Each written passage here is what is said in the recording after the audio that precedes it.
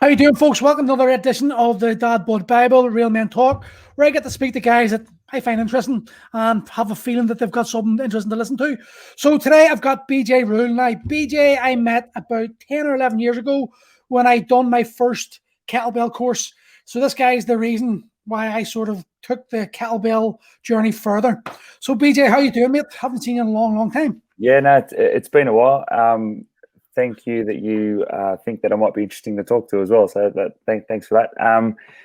Yeah, doing well, man. In the middle of kind of another lockdown in London, so it's it's almost coming up to a year of being in and out of lockdown. But surviving. Things could be, I guess, better, but things could be a hell of a lot worse too. So it is what it is, and it's been good time hanging out with the family. So yeah, There's pluses and it's interesting time. It's an interesting time. Absolutely, there's big positives. So yes, that's about what I'm doing at the moment. Looking forward to next Monday because that's March the 8th, and that's when in London that's when the kids go back to school. So that's mate, that's freedom. As nice as it's been, it's time for my 6-year-old to go back to school.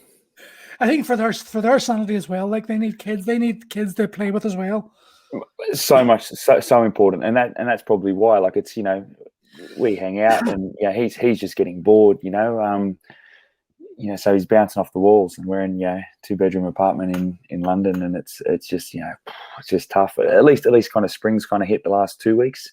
It had been quite cold, whereas the last 2 weeks have warmed up a little bit, and it's outside time. So that's awesome. We're getting outside anyway, but it's tough when it's cold and dark, and so anyway, March the 8th, mate. March the 8th. Tell me, BJ, listen, I met you 10, 11 years ago at EKI. What happened to EKI? Is it gone? Is it done? Is it dusted? What's the story? But I haven't seen it in years.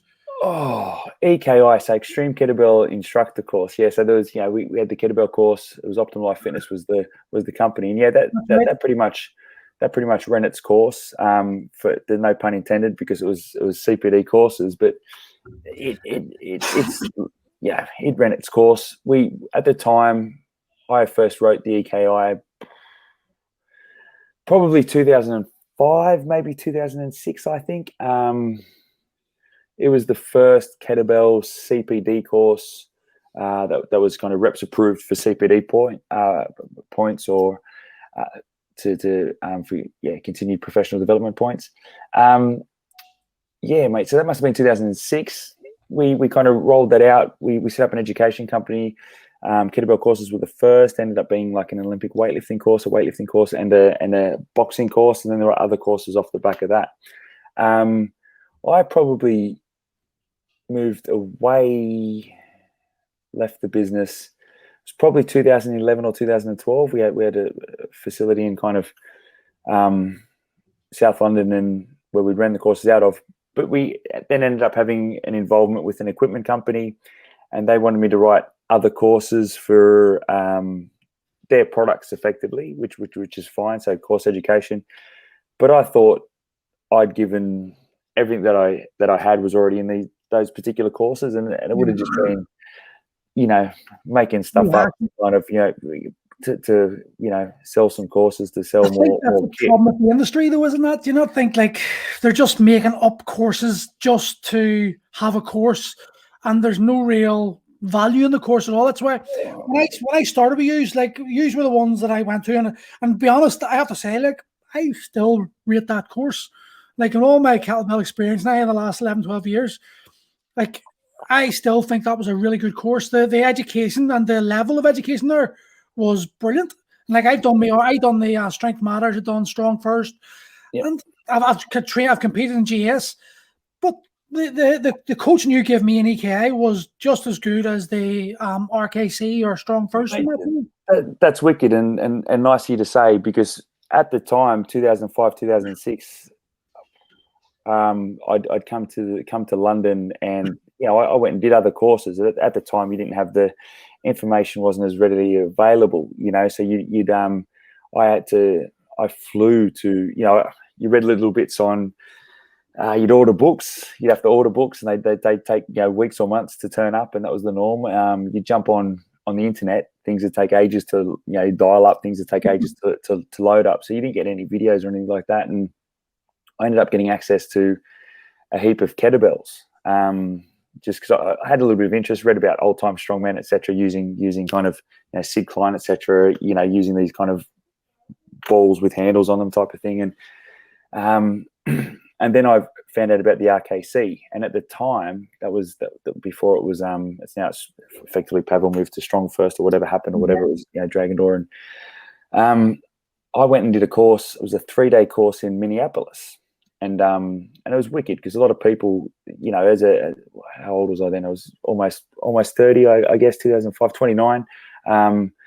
And I'd already been a trainer for kind of 10 years working in the industry, and it was wicked because I went on this course and you had all these people. You had Pavel, then there were people like Steve Maxwell, Steve Cotter, Mike Marler, Jeff Martona. Look, Jesus, those names of cowbell there, didn't you? Brett Jones was another one. They were all the leads or the instructors or the coaches, whatever they called themselves, on that course. So they were all teaching different bits. And what I found was wicked because a lot of the course, it was very, very practical. So you're doing stuff, smashing your hands and just kind of, swing, snatches, whatever, bear crawls. A lot of that was, to me at the time, was fairly new. So it was kind of, wow, this is cool. But more importantly than that, what was wicked was seeing these professional strength coaches who were, probably all of them would have been, well into their careers. So, if I was like 29, 30, whatever I was, they were 5 to 10 years older than me.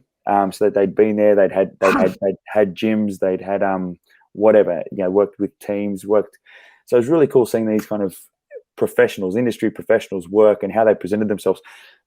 And I learned a lot from it. There were guys who I saw and I was like, he looks like a bit of a dick. That I'd hate to be seen like that, or he looks wicked. I like how he's presenting himself. I like how he carries himself. I like how whatever, right? So you take in the good and bad, and that was awesome. And then I was like, wow, these kettlebells are cool. I'd also bought a heap of them. I was running these outdoor sessions, and I was kind of just doing squats and deadlifts with them and presses and stuff. So kind of not really using them for the kind of dynamic types of movements. A couple of swings, but and then messing about, trying some snatches and stuff. And I was running outdoor boot camps with the bells that I had, and then I thought that's why I went and did the RKC to learn more about it. Then I came back and I thought that was an amazing experience, that the whole thing, but a lot was left, and it's probably changed because that was now 16 years ago. That was end of 2005, but a lot was left out as to how and why the bells were working, like what was good about them, why were you getting this both the strength benefit from them being a resistant exercise, so mechanically having that adaptation through musculoskeletal system because you're applying that load, but then why also was there this kind of other benefit of this aerobic conditioning? Was it just that you're going for a longer period of time or whatever it was? So I started trying to explore and find out why they were useful, and I dug little bits and pieces up, and there wasn't much there, but a lot of it came back to kind of because the GS type of thing, because you're able to go for 10 minutes, obviously, but similar to almost, how could I compare it? Similar to rowing. If you're on a Concept 2 rower, like the output's very, very similar, and the reason why the output's very similar is because on a row, you've got your stroke, and then you recover. Your stroke, then you recover. So you can have this output where you're kind of keeping a certain amount of effort, but you're recovering every stroke as well. So same with the bells.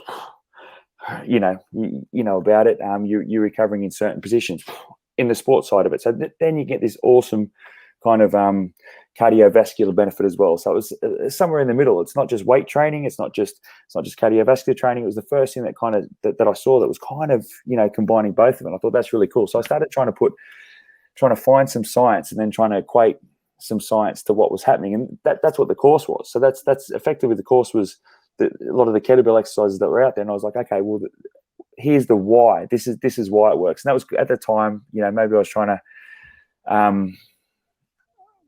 don't know. Trying to find. You've done well.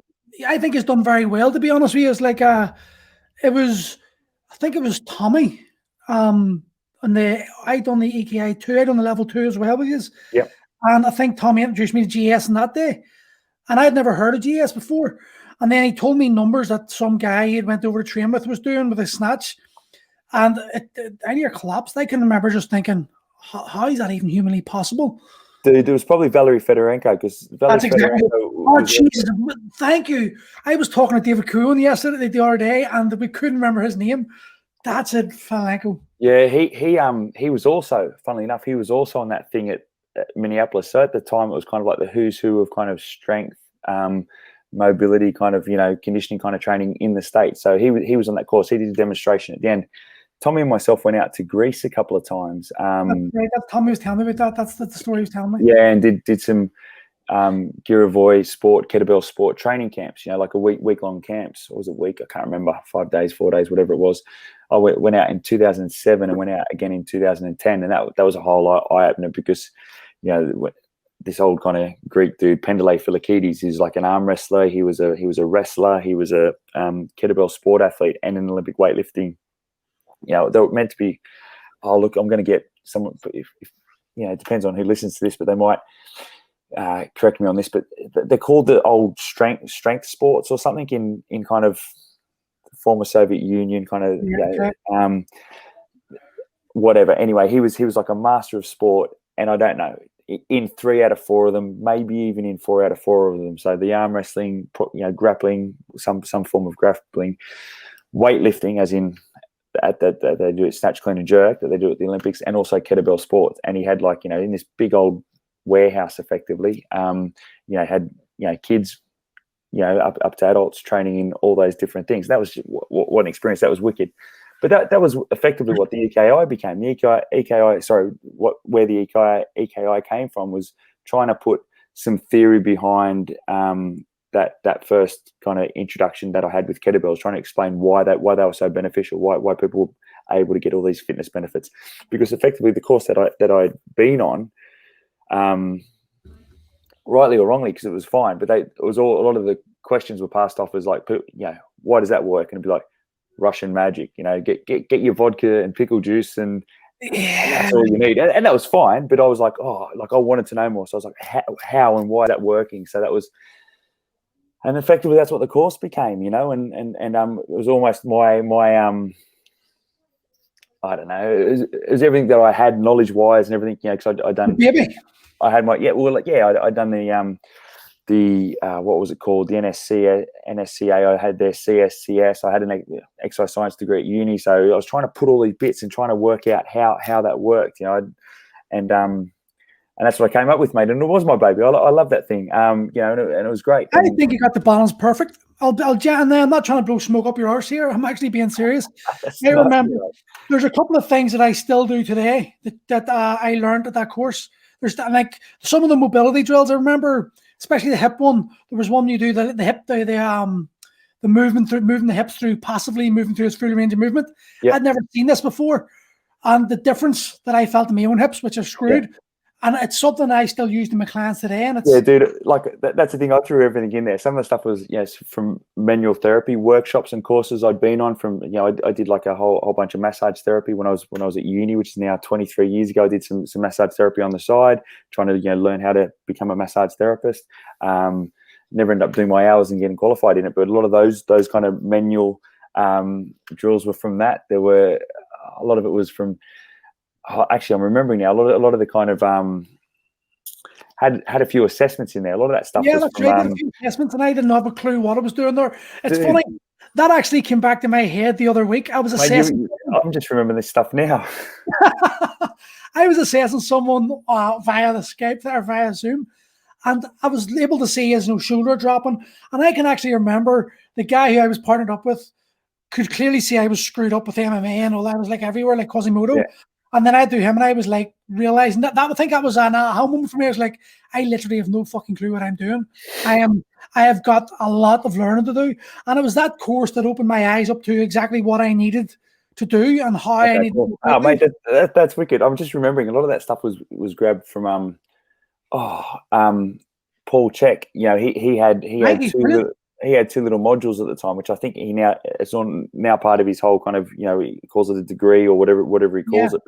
But he had two things that were called scientific core and scientific back. and I think they are now part of his level 1. But they were amazing, man, because as I said, I did a exercise science degree at uni, and you kind of, you learn anatomy, you learn different things, very, very, as per science. It was effectively like a physiology degree, but then how to use that practically, it was terrible. And then I did his stuff, and then it was all this kind of functional anatomy, like looking at the body, but looking at someone in clothes standing there and what that meant, and the two things kind of connected, and that was wicked. And so a lot of the assessment stuff came from, like, I was pulling stuff, anything I'd done, I was like, okay, cool, how can we throw an assessment in here? Okay, we'll use that lumbopelvic rhythm, or whatever. It was all in there, and it was yeah, man, I need to contact Tommy and see if I've still got it. Sorry, buddy. I'm disappointed to hear it's not going anymore, because I think the current state of the fitness industry, there's just too many cowboys in it, and I think it's now as a way to make money for people. It's no longer well. Don't get me wrong. There are definitely some schools or some business out there that are focused on proper education, but from what I've seen in the quality of personal trainers these days, I'm actually for registering PTs now. I think they need to be registered. They need to be qualified and actually have some sort of a governing body, because it's just getting ridiculous. But I think you had something. It's a shame to see you're not doing it anymore.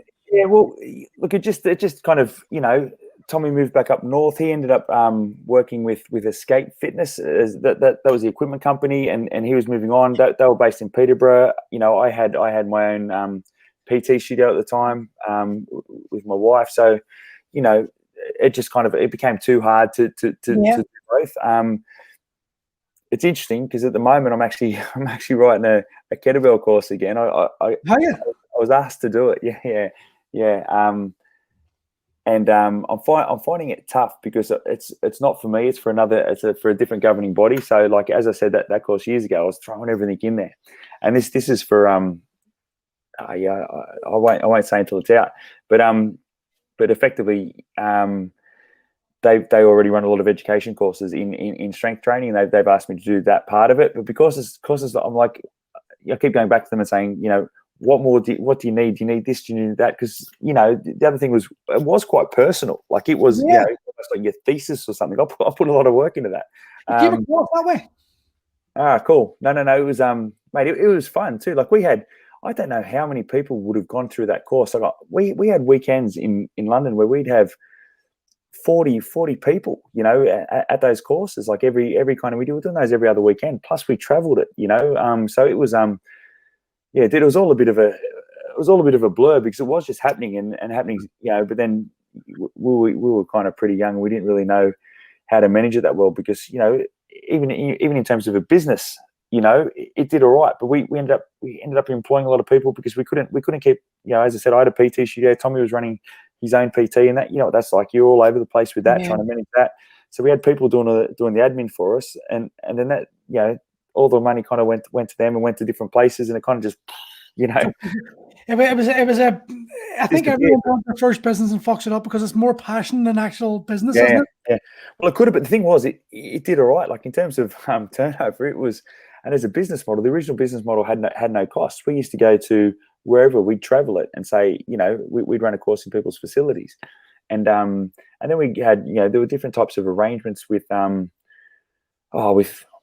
Virgins and David Lloyd's and whatever else, different kind of big chains, where we were doing kind of modified versions in those clubs as well. You've got me reminiscing, mate. Like, there was good. Yeah, look, it was brilliant. There's a lot of good stuff. I met a lot of good people, man. It was great, because part of the time you just, we were traveling everywhere and doing it, and it was good fun, So I remember the Bulgarian bags could use as well. I remember, I still got my 22 kilo and my 17 kilo Bulgarian bag out there, and I tried to do the spin test.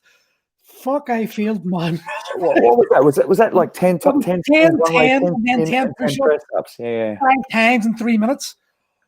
Oh, it was brutal. Yeah, man. Yeah. It was good, though. So how did you get into the industry in the first place? Mate, I 1995. I was in Brisbane, so a different state from where I grew up. So I grew up in Sydney, and then I was playing footy, rugby league in Brisbane, and I was kind of bored up there. Not terribly bored, but I was playing for a different team and kind of, I was on my own. I was 1,000 kilometers away from whatever, and I was working in a paint factory, actually doing some labouring. And so I had a bit of time on my hands because, I'd only have to drive the kind of hour to Brisbane a couple of days a week anyway. So I did a course, and I thought, okay, I could pick up some kind of, work in a gym. There wasn't really PT at the time, maybe do some gym instructing, whatever. So I'd been in a gym playing sport anyway. So, I did it was called the Gold Coast Personal Trainers Fitness Leader course. And that was it would have been the 3-month, I guess, the equivalent of the Premier kind of thing. There was an anatomy part, there was, physiology parts, there was putting it all together, training people, resistance module, aerobic module. So it's the standard kind of thing. And so that was 95, and I probably didn't start working in the industry until I came back to Sydney the following year, which was 96, 97, and then I ended up going to uni because we were going to go to uni after school, but then I wanted to play sport. I wanted to be a professional sports person, but that didn't work out. I wasn't good enough. So went to uni and did exercise science. At the time, I was working in gyms, which was really useful because it was kind of, you're putting what you're learning into practice. So it's 2001, I came over here. So I just had my 20-year anniversary of being in London. And then I kept working here. I was working for an agency called Sportsweb. They'd send you around to different places. So you're working at different gyms all over kind of London. And then started developing, a bit of a client base doing PT. Had a PT studio from 2007 to end of 2006 to end of 2011. So it was 5 years. And then been doing different bits and pieces. I obviously ran the education company. So now I'm looking at in the final process of about to open up a gym. It's obviously just a lot of stuff been on hold. Luckily, we've dodged a few bullets, man, because we could have opened this time last year. So I've got to count my lucky stars because we should have been opening last year, and for whatever reason, the planning permission got rejected at the time. And I remember reading you were saying it's a bespoke training facility. It was like a sort of what? Can you delve into it a bit more for me? Yeah, man. Effectively, what we're wanting to do is take the I guess kind of industrial type of gym and effectively have decent changing rooms and because it's different for different. It'd be different models for different parts of the country and the world, but in London, people pay a lot of money to train because real estate costs a lot of money. So that so everything gets bumped up. So we were trying to work out a model that as opposed to just being in a kind of industrial unit where there may or may not be, there might be a couple of electrical showers that don't work very well. We're trying to get some investment and run a model. And also there's some unique things, not terribly unique, but kind of unique to the London gym scene, again because of space, that I want to try and implement. And so as well as having your standard kind of strength and conditioning type of class, we want to add some mobility, different mindfulness types of practices, looking at some meditation, breathwork types of classes as well. Obviously having nutrition consultations, but also look at, I want to do away with the PT model to an extent. There's a few reasons behind it. I don't think it's and I'm still PTing clients that have been PTing for a long time, so that it's definitely of value to certain people, but I think I want to have effectively it's an open gym or small group PT model where effectively, let's say you're coming in, you have a program, almost like gyms, how I remember them kind of, 25, 30 years ago. You have a program, you come in, you book in, it'll be generally times when we don't have our kind of premier classes. So it won't be peak hour before 9, it won't be at lunchtime for 2 hours, and then it won't be after 6. But the rest of the time, effectively, people still, it's by appointment, people will book in, and it'll run almost like an osteo or like a physio. You'll have your own work to do, a program given to you by a coach, but there might be 10 other people there at the same time, all with their programs, and they're coming in doing their work, and you're being looked after by a coach without someone having to hold your hand the whole time. That person may hold your hand for the first session because it might be, you might be coming back from rehab, so we might take you through some stuff specifically. But then after, you might only need that every other session or for bits of sessions. So you're describing my exact model for when I first opened Primal. It's exactly what I done. I just decided to open it, and like you're open from 6 o'clock to 11 o'clock. You come in, you talk to me what you wanted. I designed a program up for you, and I just let you work away. And then I just mingled and talked to everyone. And you're right. I think PT is dead. In my opinion, I don't know why people spend money on personal training. I think most people, the very worst, might need maybe 4 or 5 sessions, and then you've got a program, and you don't need someone to hold your hand. You need someone maybe to supervise you, give you that wee bit of encouragement, but you don't need someone standing over you. And in fact, I think it actually builds a bit more resilience in you. Well, look. Ideally, we want to be educating people as well, and the idea is giving them that little bit of, or just that confidence to be able to train on their own. Because a lot of people do it. Maybe looked at PT because they're, for whatever reason, they don't feel that they're able to do what they need to do on their own. But this is kind of somewhere in the middle. They might not be ready for, whether it be our weightlifting classes or our gymnastic classes or our CrossFit classes, whatever our model might be for those group training sessions. But they might need something a little bit more specialized, a little bit more specific. So it's okay, cool. You can get that in those sessions, or you can book into the small group stuff, and you can have someone help you. And there might be still, look, we're not open yet, so I'm still kind of flirting with the model. But that's effectively, broadly, how we want that model to run. I think for cost effectiveness on both parties, you're able to get 5 or 6 people, maybe 10 people in their group, and they're going to pay a monthly fee, whatever. Those people are going to be getting PT level coaching from, obviously your stuff, so you're a high level coach, which means you just need to, I call it nuggets of gold. I still love Dan John. You just need to say to someone, listen, John, over there, keep your back straight, or drop your knees down. That's all they need. And you move on. Also, it's not nice if they know the guy. You can be, how you going? How's the wife? How's the kids? Whatever, but then they get to know each other as well. So they're not just relying on the community, on the PT model, but they're, exactly. They've now got a community of other members. Listen. So my wife and myself were trying to do that 10 years ago with our PT studio, and we activated the break clause of the existing space, and then found a new space. But the new space ended up kind of pulling the pin on us at the kind of 11th hour kind of thing. So we were stuck. We couldn't So we ended up working for PTing, self-employed, in a commercial gym for the last since 2011. But that was the model I was wanting to implement then, because I remember seeing the studio, and we had a studio that was quite narrow, so it was perfect for PTing, because effectively people were working in pods.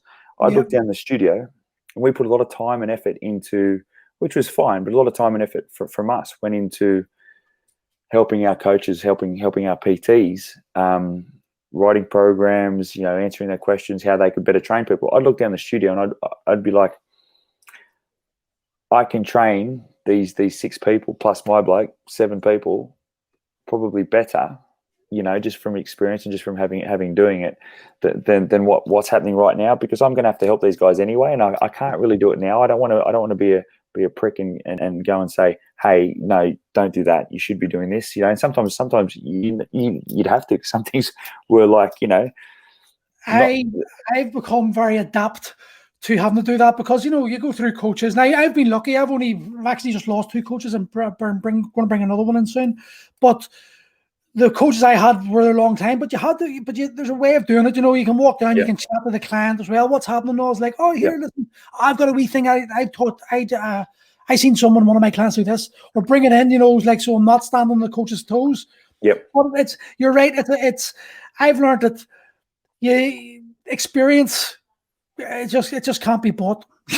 You have to earn experience, and it's that earning that teaches you the wee nugget of gold that you need to be able to show people things that everything. Like I've spoken to different trainers and different coaches.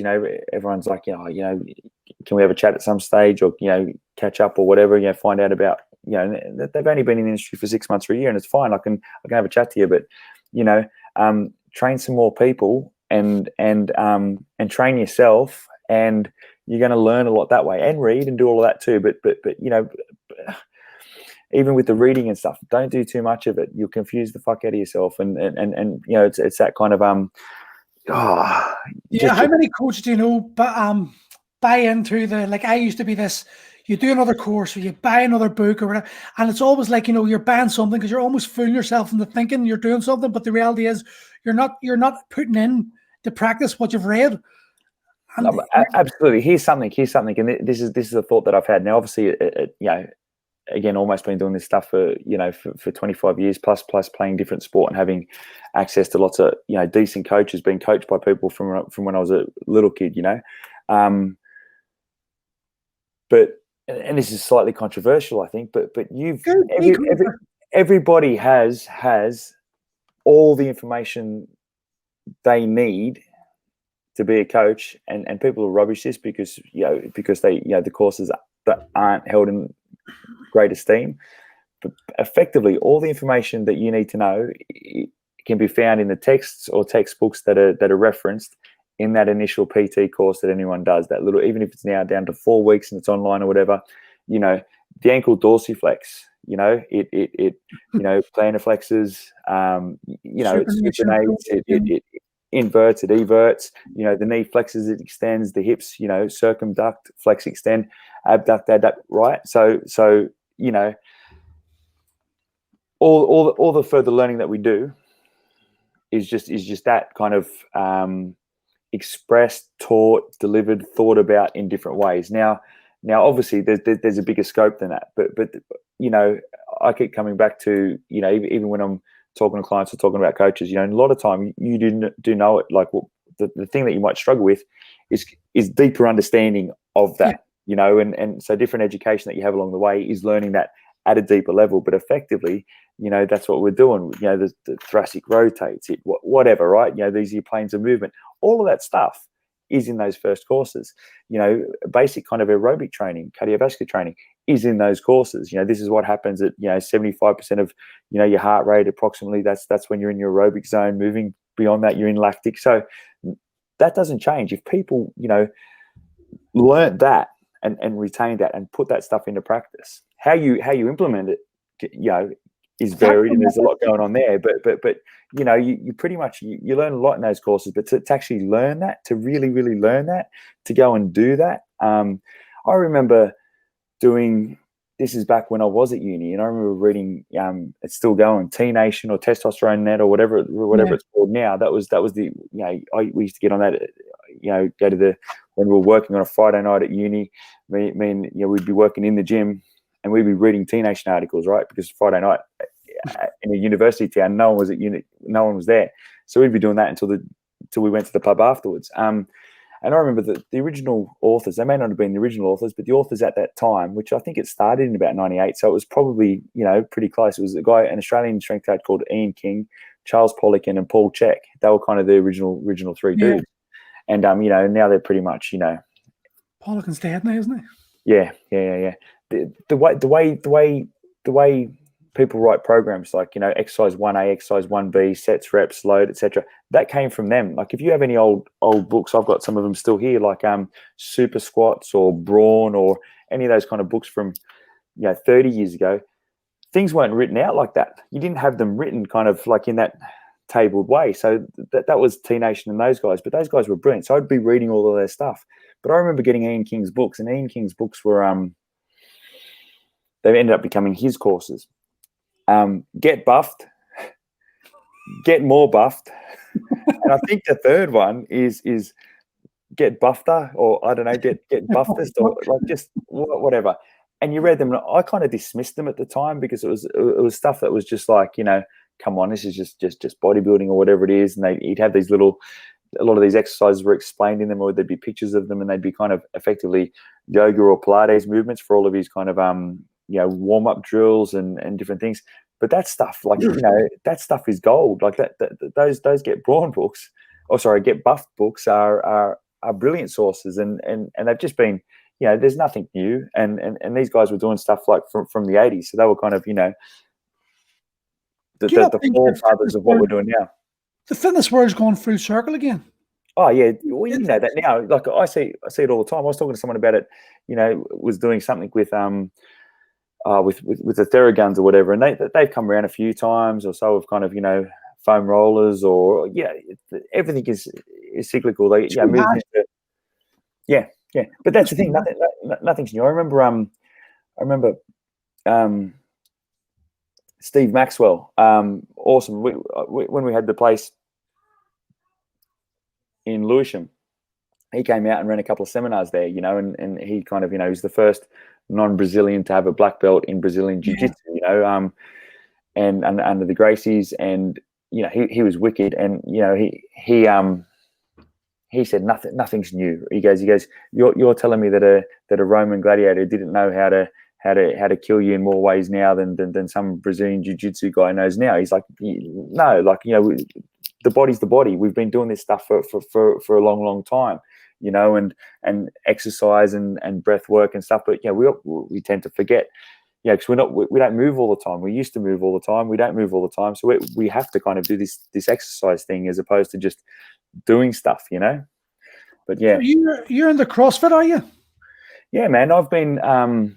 I'm currently not affiliated at the moment because we don't have a business, and I also last year with kind of the world falling apart, I also de-affiliated when we still had CrossFit City Road, but that we've kind of wound that up now anyway, because effectively we don't have a gym and the new business will be a new business. But I did my level 1 2010, and I'm scheduled to do my level 2, but it's been postponed for the last year because of the pandemic. But I did it in 2010. This will be a good chat. This will be a good chat then, because I am so anti-CrossFit. It's ridiculous. I hate the sport. I think it's just, if you want to be tough, do MMA. Don't try to be. So that's the thing, and that's where I think some of the misconceptions. It is the sport, but effectively it's to me it's three-pronged. You can almost look at it as being a trident, if you will, because there's 3 parts, or a trinity if you're religious. Community I don't know. is the only thing I think CrossFit do exceptionally well. Community is phenomenal. Yeah. But and they do things like paleo, like they get the members bought into like a certain lifestyle. And I'm not doubting, I'm not complaining. It does work. My issue with CrossFit is 90% of people doing the Olympic lifts shouldn't be doing Olympic lifts. And I don't think for the aging adult, for the guys getting older coming in, I don't think the mentality of CrossFit is very conducive for someone who's trying to lose weight. And the community can be very good, but I see too many. Like this is a generalization, because the reality is, like, for someone like you, if I walk in the CrossFit gym and you're coaching it, I pretty much know it's not going to be retarded. It's not going to be stupid. It's going to be, it's going to be well programmed. There's going to be understanding. Listen, you're at this point. You need to do this point. You need to get to this point. But it's like, what is it? A weekend course to be your level fit cross one. You can open a box. Yes, and that's from CrossFit. But and yes, so there are, like anything, mate. There's pros and cons. There's mate all over the country. There's box owners, a lot of people, in our vintage who sip the Kool-Aid is the expression that CrossFit uses, or turn to the dark side, depending on however you view it, or how you'd sum it up. But there's a lot of people who are, running affiliates, boxes all over the place and doing a really, really good job, because effectively the model, it showed people that something different can be done. You did it on your own. I had a PT studio on my own. So people did it anyway. If people ever went to my PT studio, like we had barbells, we had squat racks, we had kettlebells, there was space. So that's what people moved. There was no machines there.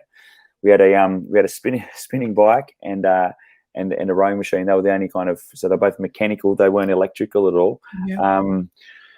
We had some Indian clubs. We had some gymnastic rings that we didn't know how to do muscle ups or anything kind. They were for ring rows and push ups and whatever else and dips. So our equipment was fairly basic. So I kind of we used to have people rock up on our EKI courses with CrossFit all the time written on them. And I had the dude from CrossFit London, Andrew Stemler, contact me a few times to ask, we should do some kettlebell stuff together maybe, or, because we're running these outdoor kettlebell courses. It never ended up happening. We never got to do it. But so this CrossFit thing was floating around in my head, and I met a heap of cool people who were on, who came to our courses. And I was talking to someone about this the other day, and on one weekend I had 3 dudes. It must have been 2010, because it was about January, because I ended up doing that course with my wife, was then girlfriend, but we did the course. We booked on for the earliest course. I think you got a discount if you did it a little bit later. So we did it in June or July of 2010.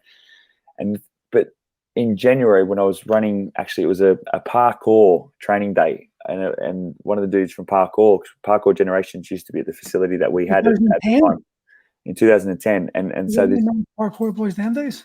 Yeah. So a guy called Chris Rowett Blaine, he's kind of parkour name was, we've been in contact with those guys, and they had a bunch of scaffolding set up in our facility, so they used to run these parkour sessions. Anyway, they were running a muscle up class, so we had a day where we had a bit of stuff, almost like demonstration day, where people would come and do parkour. They'd maybe do some weightlifting, they'd maybe do some kettlebell stuff, etc. And I remember 2 of the people that came on the course, came to that day, like mini expo thing. David Dennis, CrossFit Cardiff, ex-military dude. I think he's a paramedic, ambulance driver, etc. Really cool dude. Been on my courses, and he's all CrossFitted up, CrossFit t-shirt and stuff. So I started chatting to him, and he's like, "Man, look, you'll love it. I don't understand what you kind of apprehension is, or why you're not wanting to do it. Because at the time, coming from an exercise science background, and I'd had my S&C certifications as well. So I was kind of like, I'd heard bad things. I had the same kind of misconceptions or thoughts that you have about, weightlifting's not good for everyone, etc. And then he was one guy who was like, no. But he was like, right into it. So he's like, you'll love it. And I was like, cool guy. So I was like, okay, cool. That's one person. There's another dude, Jeff Stewart, who runs CrossFit Hackney Momentum. He is he was a Charles Poliquin kind of dude. So it was all very, and Poliquin hated CrossFit at the time. I don't know what his thoughts were after that, but so it was really odd, seeing this guy, and he goes, mate, I love it. Like I, obviously use all the kind of scientific kind of, structured periodized training that and methodology of Poliquin, like learning about strength training and muscle adaptations, etc. But I absolutely love CrossFit, so I integrate both of it. He's now gone on to, obviously runs CrossFit Hackney, successful box in London. And the third guy was a guy called Matej Hoseva, probably definitely not the right pronunciation, but from Slovenia, and he's a dude from Ljubljana. He's a guy that I met when I ended up doing some kettlebell camps in Ljubljana with a guy called Gregor Sobachan. And Matej was his business partner. And anyway, and he was similar. He was like, nah, man, like, he started a gym out in Ljubljana, and they were, I think they affiliated or were looking to affiliate. And he said, yep, love it. So anyway, I ended up, chatting to these guys pretty much over the course of a weekend or 2 weekends, and thought, fine, I'm going to go learn more about it, and went and did their course, their level 1. And loved it. And the philosophy to be fair, wasn't far removed from what I thought either. That they looked at kind of, big movements. You go on that course, and it is all about, even though it's only a 2-day introduction, but it's all about learning technique properly, practicing, having systems in place to learn these techniques properly. And their philosophy, I think, is pretty sound. And you mentioned community, which is one of their big things. If I go back to what I was saying before about it being 3 parts of it, the part that kind of, I think, doesn't let it down, because it's integral to their success. But there's effectively, this is from what I see of it, there's 3 parts. They have their methodology and philosophy, right, of people effectively, training well, combining elements of strength training, cardiovascular training, and putting it together. Having it separate, but also putting it together as well. So their methodology, philosophy of training and nutrition, right, is wicked. Then their idea of community, that whole thing of community, not just within the box, but there's also a greater CrossFit community, and there's the education that comes in, probably both of those two parts, right? And then the third part is the sport, and that's different. But like MMA needs the UFC, like football, grassroots football needs the Premier League. Yeah, like it's a Premier League that makes kids watching Harry Kane is why kids will play football, but the Premier League needs kids playing football to generate for them to get there. I'm hearing you 100%. And actually, to be honest, see when I see the professional athletes, the professional CrossFitters, I watch the CrossFit games. I think it's phenomenal. I love watching guys push themselves to that limit. My issue is, like someone like me, CrossFit, it would be the worst thing on the planet because I am the most egotistically competition-driven person you'll meet. I do not want, I nearly let my girlfriend break my arm in a grapple because I refused to tap. I was like, I made the decision. I'm going to let her break my arm before I tap her to this. I would not tap because there was no way my ego would let me tap for my girlfriend. There's not a hope in hell. And therein lies the problem, because obviously that is an issue, right? Look, I early days I dislocated my elbow. Like I playing rugby league, I've got this AC joint doesn't sit properly. Like it was grade 3 separation. Possibly should have had it operated on. I'm doing kind of heavy overhead squats in the middle of a competition. Kind of, this is back in 2011. The shoulders shifted. This elbow posterior dislocation. So my arm's kind of hanging out at the side. So it's almost 10-year anniversary to that. And I've pretty much only got myself to blame, knowing what I know, I hadn't been doing a lot of the kind of bodybuilding, remedial rehab kind of stuff that I should be doing. Lots of rows, lots of different pulls, lots of assistant work that I know I need for my scapula because my shoulders are a mess. So I need all that kind of stuff to be able to do the other stuff, the cool stuff, the weightlifting, etc. And the weightlifting stuff isn't necessary for everyone. And that's the thing. Ego is the problem. So how do you solve it? Because to be honest, I love being controversial, so I love winding CrossFitters up, and I just call it cross shit. I done a video, went viral about the CrossFit self-defense thing. I ripped it apart because it was the most pathetic idea I've ever heard in my life. But the philosophy behind I'm quite willing to accept that the philosophy behind CrossFit is sound. Let's bring gymnastics, let's bring Olympic lifting, let's bring kettlebell movements and cardio and nutrition community. Just basically what every gym would want to be and what you want a gym to use. Yep, but exactly. How do you control the ego if you're getting if the culture is like, take your tops off, one more rep, push to failure, don't quit the WOD, you've got to just suffer. What's that, rule 13 is it or something like that? Go harder.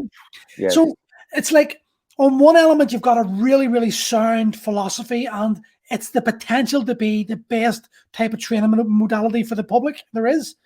But on the other hand, you've combined it with ego and fucking fueled it with testosterone. What do you do there? Because ego and testosterone is a problem for all of us, isn't it?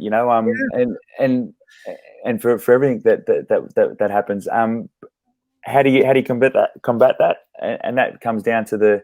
Well, what are you going to do when you open your CrossFit? What are you going to do? How are you going to combat that to make sure your clients don't get injured, but also get progression? And if they want to compete, they've got the ability to do so. Yeah, so one of the things in a lot of the CrossFit manuals, so a lot of the words, there's lots of words, right? One of the things is that it's infinitely scalable.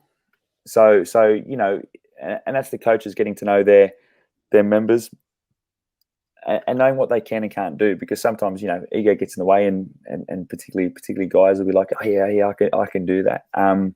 And I think one of the things, particularly as guys get older, the swinging your dick in the door kind of thing doesn't bother you so much. But I've had guys learn how to weightlift in their 40s and 50s. I've taught guys to do muscle ups in their 40s and 50s, and that's kind of cool. They're things that skill acquisition, I think, is hugely important. And weightlifting. for example, learning how to snatch. I think, you know, within reason, everybody's got the ability to learn how to snatch, or at least do a power snatch. Restrictions are things like mobility, but therein itself is you got this exercise to snatch, and to me, it's almost like golf. Or you know, I've got mates who play golf. Golf bores me shitless. But I've got mates who play golf, and I have this conversation with them. They're like, "Why are you still throwing stuff over your head? I ain't getting a bit old for that. You know, you're almost 45. You shouldn't be doing that kind of stuff." And I'll be like, "Well, you know, chasing a little white ball with a stick. You know, what are you doing? Like, you know." So, but the same. The thing's the same. It's how can you get better? And that may not even at this stage. I think my days of PBing, like, you know, getting back to some numbers is a goal, but actually PBing now, you know, each 5-year age gap that I go up to, I'll set new PBs. So yeah, May, when I'm 45, that's wicked, because that's for the next 5 years. You know, try and hit some numbers and then try and hold them, whatever it is, right? So, you know, I'm not going to be doing what I did when I was 30 or 35, but I can get pretty near it, you know. And how did you combat that? Because this is something I talk to guys about, because I'm at that point. How do you accept that the BJ rule at 45 is not the BJ rule at 35, or not the BJ rule at 25? How do you stop yourself from pushing on to danger levels just to try to prove yourself that you're still 25-year-old BJ? Mate, I think I'm at peace with it now, just maybe because I guess when we first started CrossFit City Road, which started, you know, when I affiliated first, which was to the end of 2014, start of 2015, end of 2014. So yeah, October, November. I was training with a couple of dudes who were, you know, one guy especially was, you know, he's my business partner now, Tom. Was pretty good at stuff, and there was same with another couple of people at the gym box that I was working at. They were pretty good at stuff too, and one of them was about 6 or 7 years younger than me, and Tom's about 10 or 11 years younger than me. So that, yeah, I was 36, 37 or something, and these guys are like in their 20s, man. And you know, and I'd only been, you know, we used to do power cleans at footy, but they were probably the ugliest things you've ever seen. Like, I remember doing them, you know, under coaching when you're kind of 17, 18, and we do a lot of them, right? But, you know, they were probably terrible. Likewise with even the squats we were doing, and that was, you know, we don't use the word in Australia. It's kind of like, but the equivalent of academy, right? So I was playing Colts, I was playing, you know, SG Ball, I was playing Harold Matthews. So we'd have like a certain level of coaching in rugby league. So we were doing squats and stuff.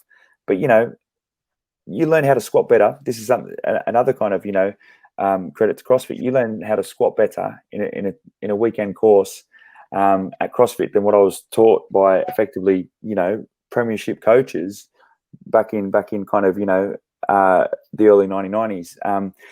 But anyway, these guys were pretty good at stuff, and I was kind of, you know, doing things, and you know, I'd be improving to an extent, but you know, also had at the same time had my now 6-year-old, and mate, I'd be pushing things, you know, and squatting multiple times a week, doing all the kind of cardiovascular stuff, learning all the skills, you know, with kind of all my plethora of old injuries. But I was looking after myself in terms of physically, like in terms of, you know, doing the adequate amount of, you know, rows and stuff to kind of counterbalance all the other stuff I was doing and making sure that was reasonably balanced. But mate, I'd get sick kind of about twice a year, and effectively it was just, you know, lack of sleep or not recovering enough, you know, and that, to me, that was probably the big difference, and that's something that I'm probably only got a handle on now, you know, to be honest. Do you think that's because you realize now that we're not going to be here forever, and at the time you're like, I experience pain on a regular daily basis, and my goal is always to get out of bed, to try to bring my pain level to about a 5. If I can get to a 5, it's a good day. You know, as opposed to like, I want to lift 200 kilo. I've given up deadlifts.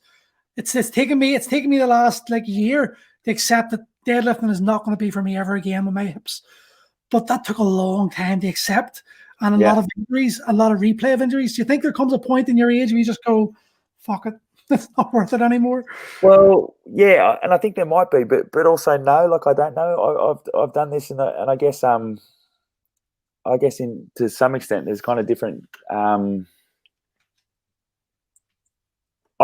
have this debate in my head all the time, right? So I know exactly what you're talking about, but I think I'll always train, always whatever. But now, particularly, I guess maybe hitting a different kind of milestone. As I said, every 5 years you kind of mark off, and it's like 45 now. So it's in May. So it's like you're actually officially middle age in May.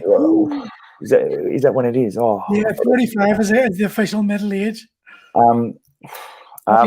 Anyway, and it's absolutely fine. But here's something: I've actually been training not too badly for the last year. I've got stuff in the basement at home, like in the big underground car park, and I've got a heap of stuff there. And I've been acquiring more stuff, so I've got a pretty decent setup there. So I am at the moment, deadlifting, squatting. And you know what?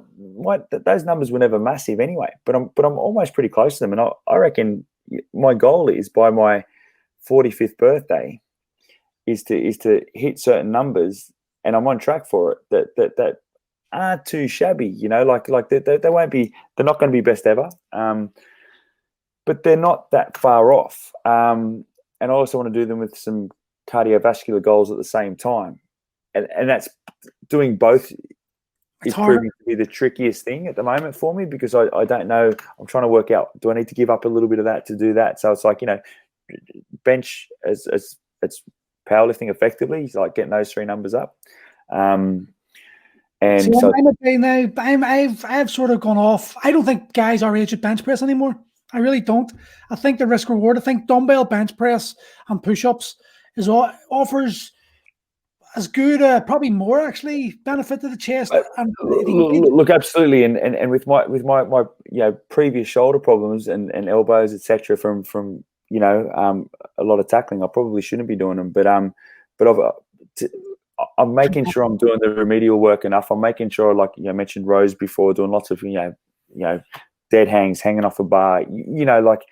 And to be fair, since been doing them probably since about October. Benching, kind of fairly regularly again. And I feel my shoulders feel really, really good for it. At the moment, it almost feels like the more I give my shoulders, it's all quite controlled. I'm not snatching. I'm not jerking at the moment. So that, everything I'm doing is strength training controlled stuff, whether it's pressing, I've got, dumbbells, kettlebells, lots of rowing, lots of ring, whatever, right? So it's there's a lot in there. I'm rowing kind of most days a week, or in terms of a bent over row, dumbbell row, ring rows, whatever. Like there's rows in there coming out of my ears, reverse flies, with different hand positions, different types of, whatever, like posterior deltoids and stuff are like, they've never been worked so hard, and rhomboids, etc. And you know what, my shoulders feel amazing, like really good for it. I'd like to say, the goal is that I'd be doing 2 parts, retraction work, or it's to 1 part pressing. It's not like, but that's kind of, I've got that as a loose thing in my head, but it never ends up being that. But it's kind of like, how do you kind of equate that? Really, is that per rep? Is that per whatever, right? But I'm doing a heap of stuff. I do these kind of deltoid kind of trisets where the reverse flies and kind of face pulls, and there's a heap in there. And you know what? And I kind of smash them with that kind of more high volume stuff every day, and my shoulders feel really, really good, and the test will be, if I go back to doing some whether it be muscle ups, etc. The ceiling height's not that high, so I can't actually do any muscle ups, or can't have the ring high enough, so I'm restricted by things like that anyway, which I don't think is a bad thing, because I'm everything's getting hopefully, doesn't it? What you want to do and what you should do are 2 different things, and it's like that battle, and it's the 2 wolves. Which one are you going to feed? Yeah. So, I started some BJJ last year too, but it was big gutted, because I was the idea with my kids, I've got a bit of a goal that I'm able to keep up with them, whatever sport they're learning or doing, right? And I messed about with it almost when I was first in London. It was this tiny little hall as part of the Budokai Club in kind of South Kensington, but it was too far. They only had 1 class at 8:30 at night, whatever. So I did it for about 6 months, but that was in 2002, and then didn't really do any again until the end of, or missed all of 2020, started at the end of 2019. And that was because I wanted to do it with my kid. But even that, like some of the things, just landing on your shoulder and stuff, landing on that AC was tricky. So I'm in some ways, again, I'm kind of glad that I've had the last year. BJJ is the sport for old men. I do. I think it's, if you're competitive, you're a CrossFitter. It's and you've got that competitive edge, or you're a rugby player or something, it's just a good sport. Right. It can back off. That's it. Tap gets you out of a lot of Yeah, things. yeah, it scratches that itch, doesn't it? You know, like, Yeah. so I really like the idea of it. You know, so yeah, but I think in some ways I'm kind of lucky because I've done a lot of that belt stuff. So hopefully when I go back to it, that's good because I've not been, you know, it's not been, Yeah. it's not been open, or if it's been open, it was kind of, you know, reduced classes, and it was kind of, you know, solo, and I couldn't get to those times anyway because it was a massively reduced program compared to what they were running kind of before, you know, March last year when they locked down. So looking forward to getting back into that. But yeah, I think that's for me for scratching that itch. I think funnily enough, deadlifts, I've kind of, you know, I've never really pushed it that far, but I've always kind of been able to hit kind of 220 to 230. You know, I'm hitting kind of 210 at the moment. So yeah, I think I should be able to get that number back. And that's always been fine. The bench press is the one that could be the tricky thing. I don't know if I'll get back to kind of numbers, but you know, I've just got, you know, some goals in my head, which kind of helps, you know, scratching that itch and that competitiveness, I think. So tell me, yes, talking about competitiveness, right? We'll go to CrossFit because it's kettlebells and CrossFit. The American swing. I know it's done for a marker, like for above the head, but do you not think the American swing is like responsible for more shoulder and back injuries than nearly any other exercise? Like anything, man, it's all you know, it's all about execution, really. No, I think I ended up adapting it to the kettlebell course, like when some people were really struggling to get the snatch, because effectively it's the same as that, but you're holding onto the bell with two hands. Closed. Like, look at my arms, right? They don't even straighten out properly without unless. Like, Yeah, you can see me here. Like, well, I don't for snatch over a two-handed swing, overhead swing like that anytime. yeah. Well, it's well, no, exactly. And if that's something that hurts you, don't do it necessarily. But if, you know, effectively you get the hip coming through, you're bending that arm on that short arc, and then effectively you're punching it out overhead. If your elbows can't straighten, that's fine. And look, even if you look at the top level, you know, they're not too concerned. You know, as long as you're kind of not there, as long as you're kind of making an extension. You know, it's not like kettlebell sport that it has to be fixated, you know, locked out, held, you know, like, you know, you're pretty much hips, punch, pull it back down again, hips, punch. So I don't, in terms of the mechanics of it, I actually think, you know, how it's done can actually be a really, really useful mechanism or exercise for teaching the one arm, you know, kettlebell snatch, because it's hips then elbows. So I actually, look, you'll probably remember from the courses, again, it depends on how people are doing things. If all of a sudden someone's swinging, because we used to tell people not to worry about how high their hips or how high the bell got at first, because, you know, people try and get the bell up and they're kind of, you know, swinging off their back and their shoulders. You know, if someone's telling you, like, it hurts my back and it hurts my shoulders, well, it's not a hyperextension and a shoulder raise. It's meant to be extend your hips. And then effectively the bell should be flying up, just like in the kettlebell snatch. And then all you're doing from there is punching it through. Like, it shouldn't be, you know. So is it purely just as a marker? Is that the reason the American swings in CrossFit as a marker? Yeah. Look, if they've got, and that, to me, that's not a bad thing either. But it's never. I don't think it's ever come up. Maybe it's come up at the games. I'm not too sure. I don't follow the games that closely or the sport that closely. But their biggest thing is trying to make sure things are measurable. So how can you compare two people doing an event if they're not hitting certain markers, right? So, you know, if someone's just swinging the bell to here, you know, not extending their elbows, or it's not getting over, you know, what's called, you know, what they call their midline, how is that a rep compared to the next guy who is, you know? So that's why, you know, there's things like chest to bar pull-ups. That's why, you know, you have to get your chin over a bar, because a lot of these things are now, they're competitive, as opposed to just being some exercises that you're using for training. You're actually putting, you know, they have to be measurable. So tell me this: if you were to give, I ask this question to a lot of the trainers I like, but if you were given a blank canvas and told, listen, we want you to reinvent the fitness industry. We want you to remove what's shit, put in what's good. What would be like what would be your model for it? What would be like, yeah, I've got carte blanche here, I can do whatever I want. What type of model would you think would be the best way for humans to train?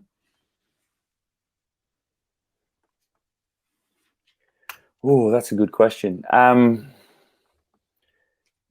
getting back to the philosophy, if you look at, if I was a smarter man, I'd be able to quote this. But if you look at the CrossFit's definition of fitness, so fitness in 100 words, eat whatever it is, meat, vegetables, whatever. So it starts off on that, and it finishes.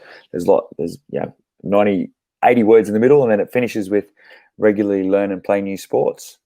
And a lot of that in the middle is varying intensities, doing different movements, whatever. I think that's the way to do it. If you were to take it right back, I'd say that, exercise is artificial, and that's my whole career, my whole life is about exercise. But exercise itself is artificial. We, as humans, we move. So trying to get as much normal movement back into life, but because we don't. That's why we have exercise. That's now why we need exercise. So originally people didn't, whatever. They kind of ran around because they had to get to places, or run away from things, or run to catch things, or they'd fight, they'd move, they'd climb, they'd build, they'd carry, they'd do whatever, right? So they'd work, they'd hunt, that was their lives. That's what we did. So we moved. We had to do what we did to move, to live, to survive, right? And then you progress that on. People started to train to practice fighting, and then that evolved, and now exercise is fairly new, unless it was to practice fighting or to get better at stuff, and effectively a lot of the original training was based around wrestling. If you look at the kind of, whether it be, sports back to kind of, Greco, ancient Greece and their Olympics, progressing into then the, I guess, Victorian Renaissance of kind of strongman, Eugene Sandow and the Saxon brothers, all that kind of stuff. And then a lot of those guys were wrestlers, or then there started to be just some physique and strongman guys as well. But a lot of the stuff came from wrestling, whether it be, Turkish get-ups, etc., whatever they were. They had roots in kind of wrestling. And then it's only been really, recently that we've exercised, that the general public has exercised for reasons other than sport, exercise for exercise itself. And it's because we do absolutely fuck all. We're sat down all the time. So you need to, people should be walking to work. People should be running to work. People should be cycling to work. People should be having more movement. A guy that I actually, on my podcast, spoke to last week, Daryl Edwards, he's got Primal Play, and does a lot of kind of animal movements, etc. And he's got Primal Play Officials, his thing, and it's all based on, and he's done a lot of science, a lot of research on, the effectiveness of play and the importance of play, of, and I think that's really important. Agree. Amazing. Yeah. Fitness Explorer is his kind of tag, and then but that idea of playing is really important. So like, mate, I'm about to be a gym owner again, and this is what I do, is prescribe exercise. So there's things that we need to be doing definitely. But if I was to reinvent the model, it'd be just getting people to do more, man, and that'd be doing stuff every day. Like, people need to do a hell of a lot more, and it's getting worse. The recommendations of three moderate to intense sessions a week or whatever of 20 to 30 minutes, that's not cutting the mustard, man, because people aren't doing that. And fitness is, for a lot of people now, it appeals to some people, but a lot of people see it as being a chore, that, exercise is something, and that has bad connotations, man. And so does all this, and I think, and maybe this is getting older, man, but all that talk about, hard work, you've got to die, you've got to, all this kind of crap, puts most people off. Some people like that shit, but and maybe you do it at a certain age and whatever. But for a lot of people, if they think that that's what they have to do, mate, that's going to push them away from exercise. So if I was going to reinvent the model, I'd be trying to get people to do more, and that would probably come from kids playing sports, playing games, to start it there, and then to somehow carry that on so that they continue to do that. As they're older. I think removing the competitive edge and making training fun. If you look at 5-year-olds do not care who wins or loses. Well, 90% of them don't, 95% of them don't. You might get 5% who just be competitive shits, but that's just their innate nature. But I think if you have kids, They don't care who wins. They don't care who loses. They don't care how long it goes on for. As long as it's having fun, it's like. And look, they might care. They might care who wins and loses, but they care more about just doing it and just being in it. And I think that's true even with adults. And I think what happens is people think they have to win all the time, and I think that comes from a lot of the crap that gets sold is whether it be sporting companies, everyone tells you that you can be the best you can be and all this kind of garbage, right? But you can be the best you can be, but that might be, a far cry from being Usain Bolt winning the 100 meters at the Olympics, So, and with CrossFit, particularly, you get a lot of people who think, oh, I'm good at that. I'm going to go to the games. It's like, mate, you're 28. Like, okay, right. You can snatch 100 kilos, but you're not going to go to the games, man. You might be, but you might be an absolute outlier. But to get there now, like there's people who've been doing gymnastics or weightlifting or in some kind of college sport or in some kind of semi-professional sport for their whole. They're very specialist in certain areas, and then they just cross it over.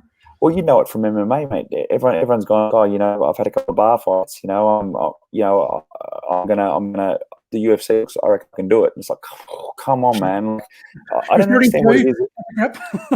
Mate, I don't understand what it is about those two sports, or whatever they are, because both I guess because they do have a competitive element that people can compete at any level, but CrossFit and MMA, you get people who join them as 30-year-olds, and they're like, yeah, man, I want to compete. Now, compete's fine. Like you can go to friendly comps, but mate, I'm not going to pick up a football and think that the next World Cup looks good for me. What's the pathway to making the Australian team? I don't get it. If you're 32 years old, chances are you're going to be married. You're going to be close to it. You're going to have kids. You're going to be close to it. You are not going to be able to dedicate the time required and learn the skills required and hold a job and pay the bills and recover and fight someone at 25 full of testosterone and win on a regular basis. And maybe, and that's with all those maybes. But then in most cases, even if you didn't have all of those things, even if you were 17, even if you're looking at this, a very, very small percentage of people are going to make it anyway. So, in a world full of stress, I don't know why people are so keen to put more stress on their bodies. If anything, I'd be wanting my fitness and my training to de-stress me and to make me leave feeling better so I can handle the stress more. And I think people have lost that connection of like, you're actually meant to be training to improve your body, not to try to get likes on Instagram. Yeah. No, agreed. But I guess in some ways it's also picking your battles with training as well, too, because some things kind of do hurt, like cardiovascular training. If you're trying to push that kind of, whether it be your lactic threshold or whatever, that stuff hurts. Trying to even as an older bloke, trying to squeeze a couple of extra reps out, knowing when not to. So because it is important, you do need to push that a little bit in certain places. Doesn't mean you kind of flogging yourself all the time. So it's knowing, and I guess that's where knowing when you should and shouldn't be doing things is probably important. Talking to Andrew Reid, another Aussie, and his philosophy is brilliant. I love his idea of like the aging adult. He's nearly 50 himself now, but it's like everything around about 70%. One day, balls to the wall with a purpose behind doing the balls to the wall, but everything else within your comfort zone, just expand that comfort zone. Yeah, but I've been trying to do a bit of running, man, and reading more about running and learning more about it. But again, this is basic stuff that I would have had in my whatever it was, fitness leader back in 1995, knowing about aerobic training and how you get better aerobically. You're not meant to get over 70-75% of heart rate. No. His book, Run Strong. If you're into running, Andrew Reid's book, Run Strong, is a fantastic book to read. Run Strong. Okay, cool, man. Andrew Reid. Another good book, I'm actually listening to it right now. It's only released out, is Peak. Have you heard of that yet? Which is that? Sorry? Peak, P-E-A-K. It's a phenomenal. Let me see. He'll actually is that it? Just Peak. Okay, cool. Peak, yeah. Dr. Mark Bubbs. Okay, cool. Yeah, brilliant book. Really, really highly recommended. I'm having difficulty with talking about ego because a couple of my runs, my running, I'm meant to be running at So maximum heart rate, I ran some 400s to try and get what, push. I'm wearing a heart rate monitor and stuff, trying to push that envelope a little bit. And it came out. So it's 187, right? Which is a bit better than, 221 is your age, you come in at 176. So it's, it's 187. So it's a bit better. But even still, some of these books that I'm reading, I've ordered a couple of them. 80-20 principle. Yeah, actually, Andrew mentions that book. He actually says that's one of the best books you can read about. Yeah, dude. So 80-20 principle, and I can't remember the other one, but they were two of my kind of go-to. I did a bit of research, and I thought, okay, I want to get better at this running malarkey. And both of them pretty much, you should spend effectively 80% of your time at about that 70%, 75, maybe 75% tops, to try and stay away from, obviously I'm not taking lactic tests and stuff, but to stay away from that lactic stuff so you're building up your aerobic system, right? Mate, so that's 75% of 187. You're running your heart rate has to stay at 140, right? And some of the runs are meant to stay at 130. I'm almost going backwards. Like, come on. Like, well, here, okay, let me tell you something. A very good friend of mine, Cormac Loosley, he was a neighbour of mine, right? He's a good runner. He loves it. He's not a competitive runner, but he just loves the marathons and all. But I got him the book and I said, read it, implement it. And it took him about 3 months. And he fair play to him, he stuck to it. But his times went down to shit. But all of a sudden started picking up. And he was like, holy shit, I am flying here. And I'm not even out of breath. And the way I sort of always think back to the Conor McGregor, Nate Diaz first fight, where Conor McGregor in the second round, Nate Diaz was working his cardio and his aerobic zone because he's a triathlete. He was just able to keep that pace going, but that pace was pushing McGregor right into his anaerobic threshold, and he died. And I suppose like that, one day you're walking and your heart rate's 130 or whatever it is. Next you're walking fast, it's 130, and then 6 weeks later, 8 weeks later, you're a slight jog, but you're still 130. But it's hard. It's hard because it's one thing you can't push. You've actually got to, So it's gotten better. I do a couple times a week. I'm doing 45 minutes at 140 and a heart rate, and mate, I started. That was almost running, and it's embarrassing to say, but I was almost running at 7:30 to 7:45 minute per kilometer. It's down closer to 7 now, but when I'm doing like my 5Ks and stuff, they're at kind of under 5 minutes per kilometer. So it's like there's this massive gap, and obviously that's what I'm trying to develop is that aerobic capacity. These runners are overtaking you, walking, and you're embarrassed. I've spoken to some of my clients are also doing some running, and some of them are pretty good runners, and they're like. So they're talking about, I wish I was wearing a T-shirt that said, "This is my aerobic zone training day because that's why I'm going so slow." I'm going to make that T-shirt, man. Like, I think you need to. Well, listen, PJ, I think we'll leave it there, mate. That was a great chat. It's been nearly an hour and a half there. That was a fantastic talk, mate. Even trainers get talking about training. That's it. It's over.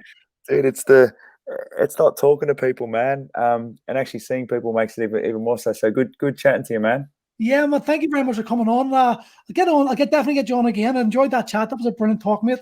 I appreciate it. You know what? Let's reciprocate it. I've got one. So I need to work out. It takes me a while to work out time with the fam, but let's do it. Let's do it next week, man. 100%. You let me know and we'll do it. No problem at all, buddy. Thank you very much, buddy. I'll speak to you soon. See you, buddy. See you later. Thank you.